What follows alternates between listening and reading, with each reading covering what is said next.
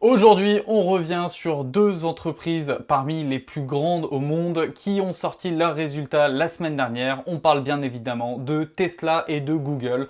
L'objectif, c'est de ne pas faire une revue des résultats un peu chiante qui revient sur chaque chiffre, mais de voir un peu où en sont les entreprises et vers où elles s'en viennent pour les prochaines années. Salut à tous, moi c'est Thomas, ça fait 6 ans que je suis dans le trading et plus de 2 ans que je travaille en tant qu'analyste et trader chez Crypto Recherche. L'objectif de ces vidéos, c'est de vous couper du bruit et de vous donner seulement les éléments qui sont intéressants.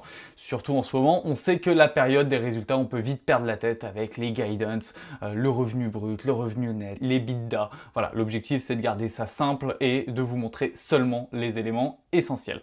Donc, je vais me faire mentir tout de suite, on va aller regarder les revenus nets.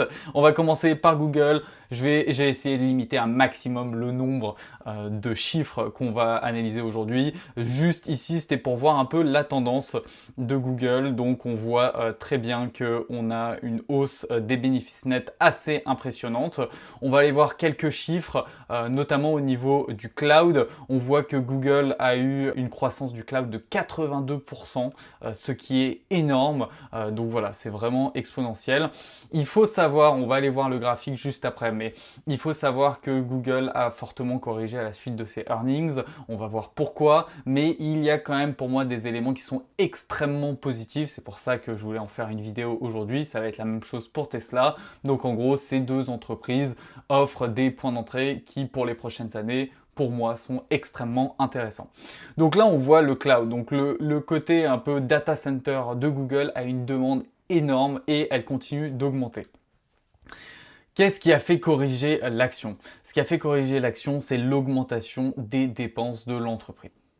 On sait que ces derniers mois, en fait plus précisément depuis la dernière période des revenus il y a 3 mois, il y a un gros focus du marché sur la rentabilité des très grosses capitalisations boursières, donc que ce soit pour Meta, Apple, Amazon, Nvidia, Google bien évidemment et Tesla. On a vraiment un focus sur c'est bien de dépenser, mais quand est-ce que la rentabilité va arriver? Et c'est l'élément le plus important. Et lors des précédents earnings, on avait déjà un focus là-dessus avec certaines corrections et on voit que pour cette période des résultats trimestriels, c'est encore plus important. Donc voilà, cette augmentation des dépenses est vraiment l'élément qui a fait corriger l'action, mais il y a des éléments qui sont extrêmement intéressants, notamment le backlog. Donc toute la demande qui n'a pas pu être répondue, donc la demande du côté du cloud, des clients pour Google qui n'est pas encore satisfaite. Donc on voit qu'il y a une énorme demande. Et pour moi, c'est vraiment cet élément qui permet de dire que Google dépense énormément, mais il y a une demande qui suit derrière et qui va permettre de transformer ces investissements en revenus par la suite. Maintenant, au niveau des éléments qui sont assez intéressants du côté de Google, on voit que Gemini, donc la fameuse intelligence artificielle de Google, atteint les 950 millions d'utilisateurs mensuels. Donc il y a plus de 22 milliards de jetons d'API par minute. Si on compare par rapport à février, on a une augmentation de 200 millions d'utilisateurs mensuels. Donc ça, c'est un élément qui est extrêmement important. Il faut savoir que Google a les hyperscalers, donc les grands data centers. Ils font leurs propres puces, donc on pense souvent à Nvidia, mais Google fait également des TPU, donc c'est pas des GPU, c'est des puces qui sont spécialisées pour l'intelligence artificielle. Ils ont également leur modèle d'intelligence artificielle avec Gemini, et bien sûr tout ce qui est moteur de recherche et pub qui complète les revenus de Google. Mais ce qui est assez intéressant, c'est qu'on voit ici que l'IA de Google est de plus en plus utilisée. Si on regarde un peu, on s'inquiète des revenus, de la croissance des revenus de Google, on peut voir que depuis son IPO, il y a eu un seul trimestre où les revenus ont eu une décroissance. Donc là, en 2020 à peu près, deuxième trimestre de 2020. Donc quand on a un gros focus sur est-ce que Google va réussir à rentabiliser ses investissements, personnellement, c'est pas un énorme stress quand on voit ce genre de performance qui est exceptionnel. C'est très rare de voir ce genre de performance du côté d'un géant technologique. Maintenant, un élément qui m'intéresse particulièrement, donc j'en avais fait un tweet parce que je trouvais que c'était assez important.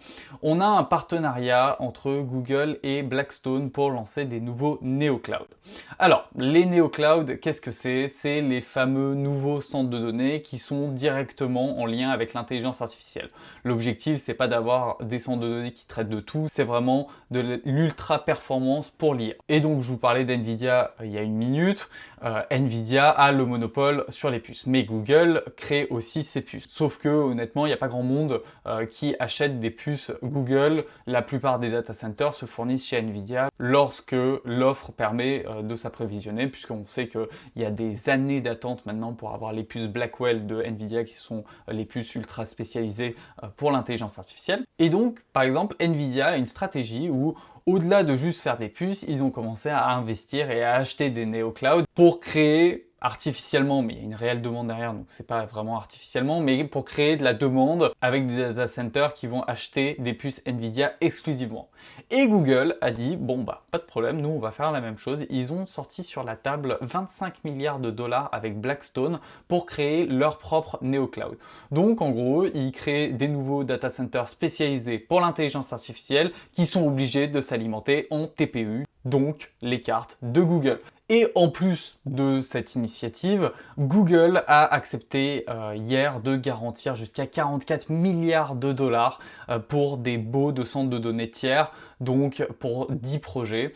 En gros, au-delà de juste créer leur propre NeoCloud, ils signent des contrats avec des NeoCloud pour que les data centers s'alimentent seulement en TPU. Et ça, je pense que c'est un élément qui n'est pas encore pricé et qui va être particulièrement important dans les prochaines années. En gros, on a Nvidia et Google qui sont en train de créer des écosystèmes complets. La question, ce sera plus de savoir seulement est-ce que Nvidia arrive à vendre des puces, mais ce sera de pricer l'entièreté de l'écosystème et c'est la même chose pour Google. Aujourd'hui, c'est pas encore le cas sur le marché, mais d'ici quelques mois à quelques années, je pense que ce sera un atout majeur pour ces entreprises qui ont réussi à créer tout un écosystème au-delà de simplement vendre des puces. Sans compter que Google ne fait pas juste des puces comme on a pu le mentionner au début. La cerise sur le gâteau, c'est que Google a divulgué un investissement de 124 milliards de dollars en participation dans des sociétés privées et sa plus grosse participation, c'est dans Anthropic.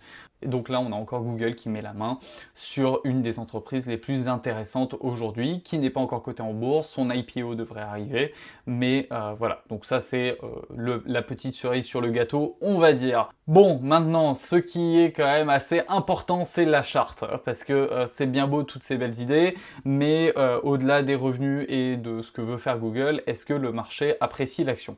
Là, je suis en hebdomadaire. Si on dézoome, on voit que détenir du Google sur le long terme, c'est plutôt intéressant.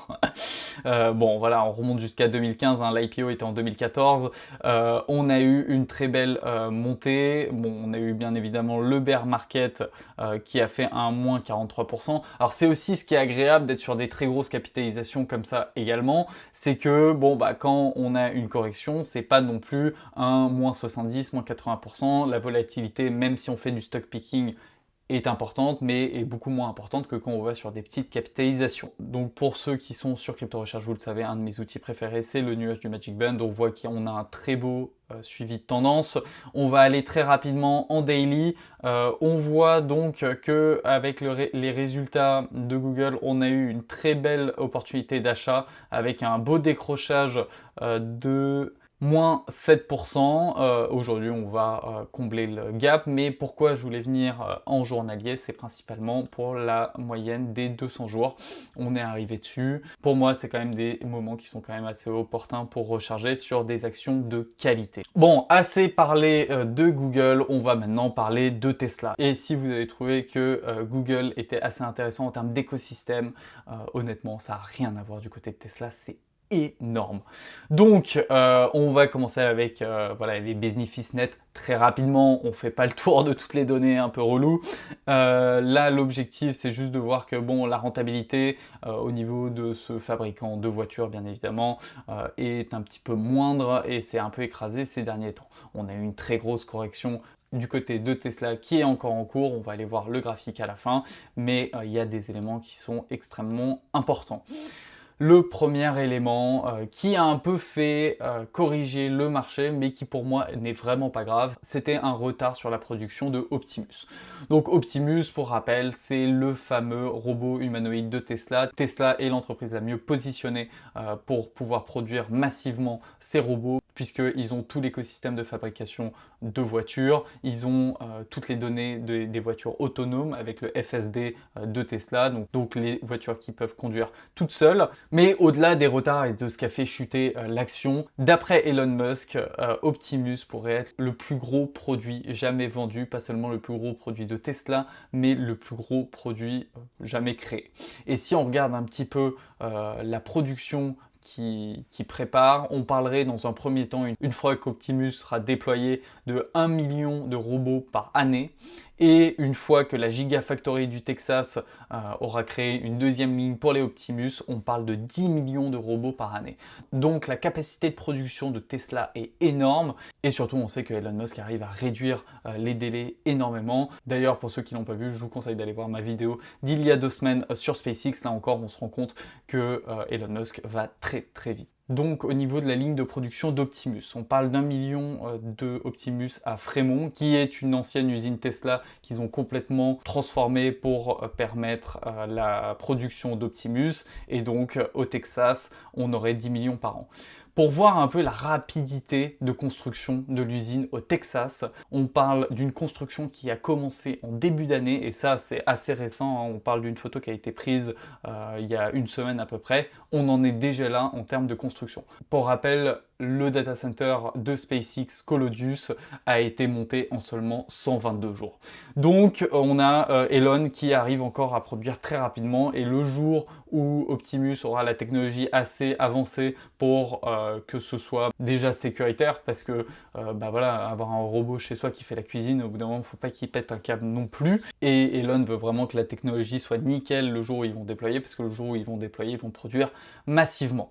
Bon, voilà, ça c'est Optimus. Moi j'ai une très grosse thèse bullish sur Optimus. Je pense que ça va dominer le marché de la robotique. Maintenant, on peut aller voir rapidement la production de voitures, parce qu'à la base, c'est quand même ça ce qu'ils font Tesla.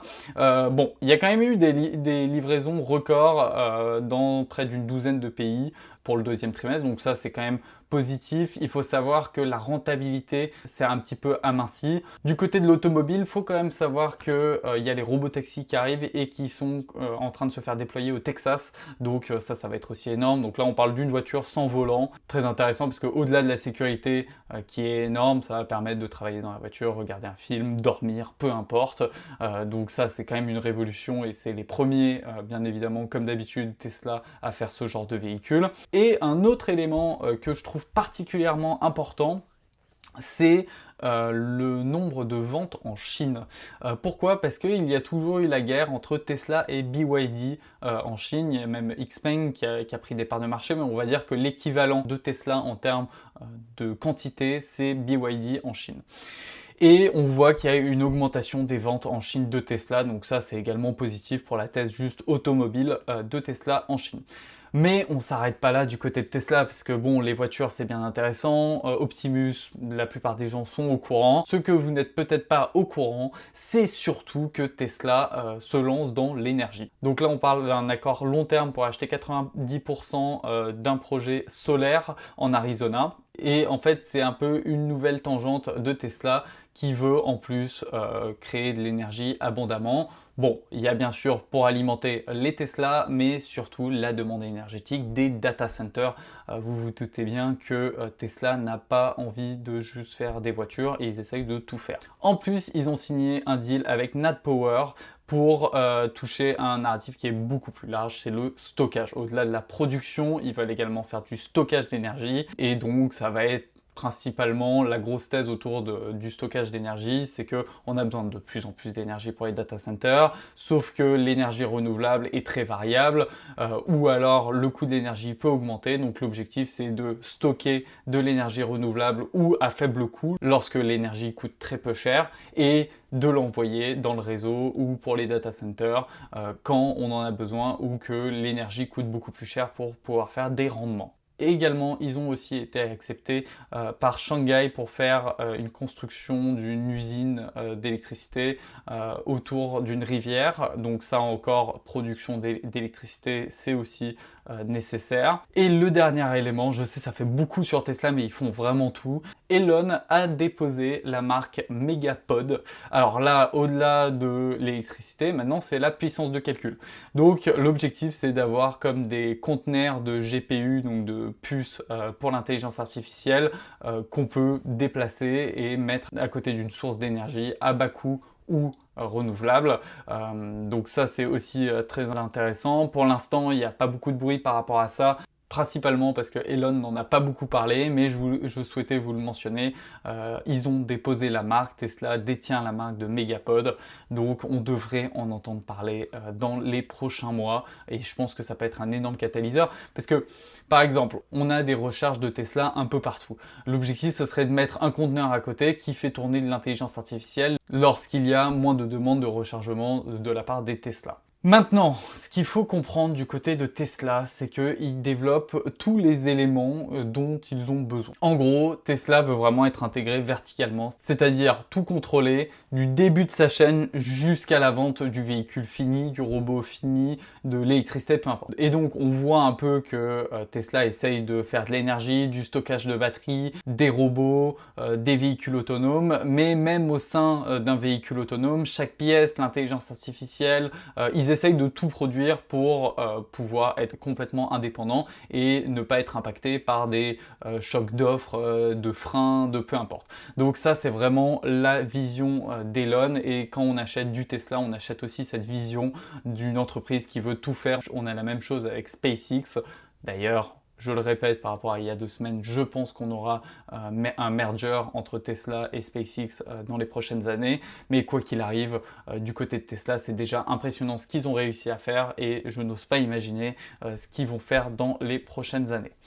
Pour terminer, voici la configuration graphique un peu type de Tesla. Ce qu'on avait eu au lancement de l'IPO, c'est une longue latéralisation, une période d'expansion. Ensuite, on a eu entre 2014 et 2020 quasiment une longue latéralisation, une expansion, et actuellement on est dans une longue latéralisation. On peut aller voir plus précisément du côté de l'action du prix. Donc là, on est en hebdomadaire. Tout d'abord, on va dézoomer pour que vous voyez un petit peu cette latéralisation, expansion, donc latéralisation, expansion. Il faut quand même remarquer que dans ces périodes de latéralisation, il y a de la volatilité quand même. Hein. Ça paraît rien, mais voilà, là on parle d'un moins 52%, on parle ici d'un moins 53%. À la suite du boom de 2021, on a eu quand même un moins 75%. Pour une des plus grosses capitalisations boursières, c'est quand même assez énorme.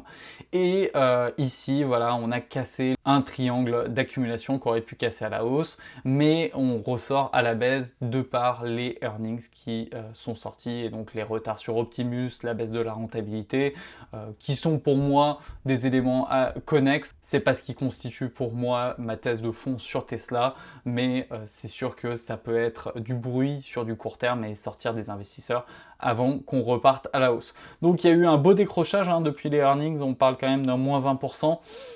Bon, vous connaissez ma thèse sur Tesla, pour moi c'est des opportunités d'avoir du Tesla à ce prix-là, surtout que pour l'instant je ne pense pas que le marché ait complètement pricé l'envergure de ce que va faire Elon Musk. Donc voilà, c'est tout pour cette semaine. J'espère que ça vous a plu. Je pense que c'était vraiment nécessaire de revenir sur ces deux entreprises qui ont sorti leurs résultats la semaine dernière. Un des éléments essentiels à comprendre pour naviguer à travers ces résultats d'entreprise pour ce mois-ci, c'est vraiment que la rentabilité est revenue au centre du débat.